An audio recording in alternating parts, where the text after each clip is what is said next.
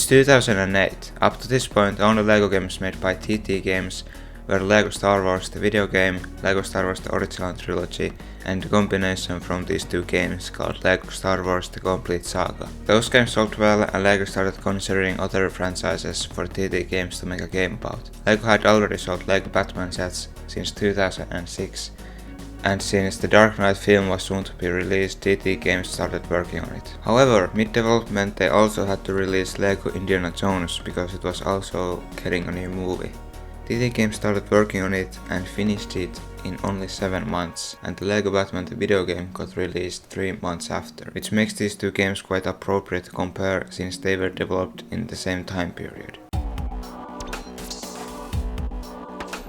As you may know, LEGO Batman has one of the smallest character rosters in all of LEGO games. It has 46 characters and LEGO Indiana Jones has 83. However, don't let numbers fool you. In LEGO Indiana Jones most characters are duplicates, meaning that it's the same character with different looks. For example, LEGO Indiana Jones has 8 variations, Marion 4 and Willy 5.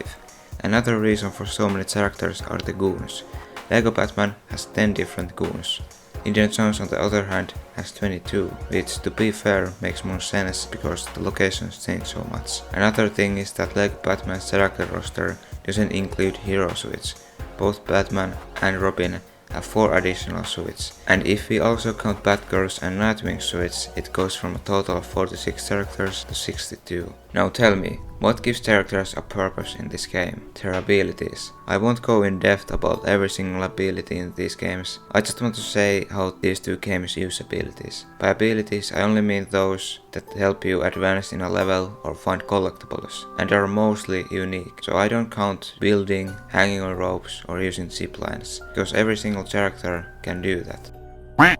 LEGO Indiana Jones is a type of game that constantly gives you items, hats, torches, shovels and so on. In LEGO Batman it's their superpowers and other superhero stuff, like super strength, bombs, mind control, freezing and more. LEGO Indiana Jones has 12 and LEGO Batman has 14.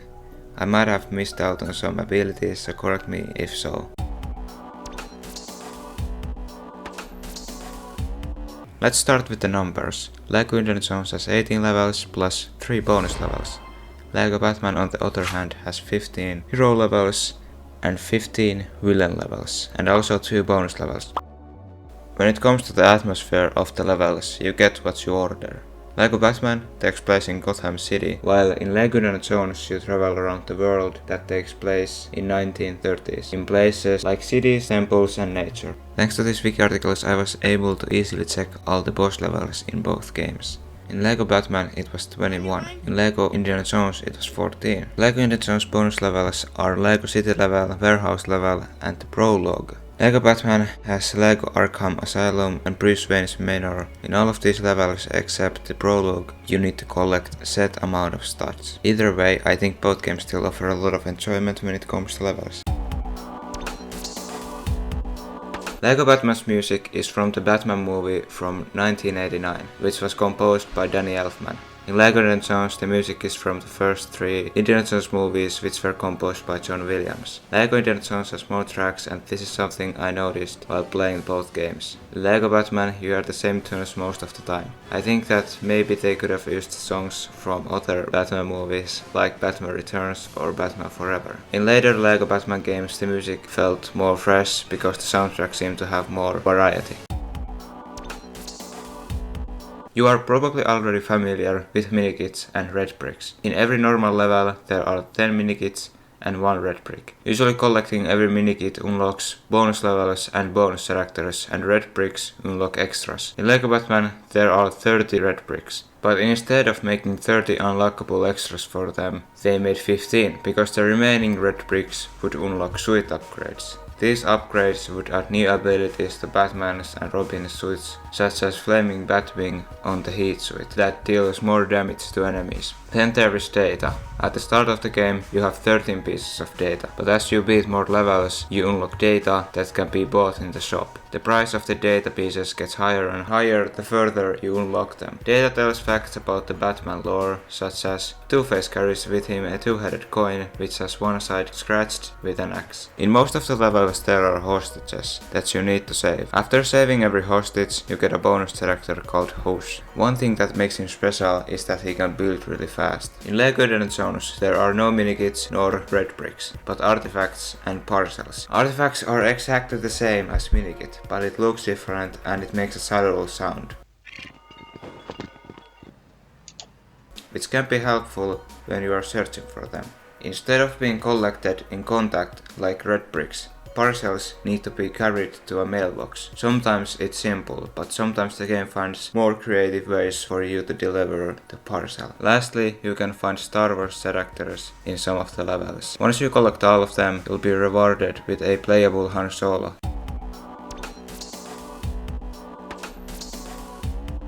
I do have some small issues with both games that I wanna mention, so let's begin. If you equip a wrench, it makes close range fighting a lot harder since it looks like this. You can only attack with it like once every second. There is also a glitch which happens if you have enhanced visuals enabled. Characters such as the Monkey Man have a glitched face. There are a handful of times where you might be unable to collect a minikit unless you restart the level, because you destroyed a random Lego object that was meant to help you reach the minikit. Suit upgrades don't equip automatically. I went plenty of times to a level not knowing why my suit upgrades didn't work. Apparently, I need to go to the bad computer room and that somehow fixes it. It's not a huge hassle to do, but sometimes I forget to do that.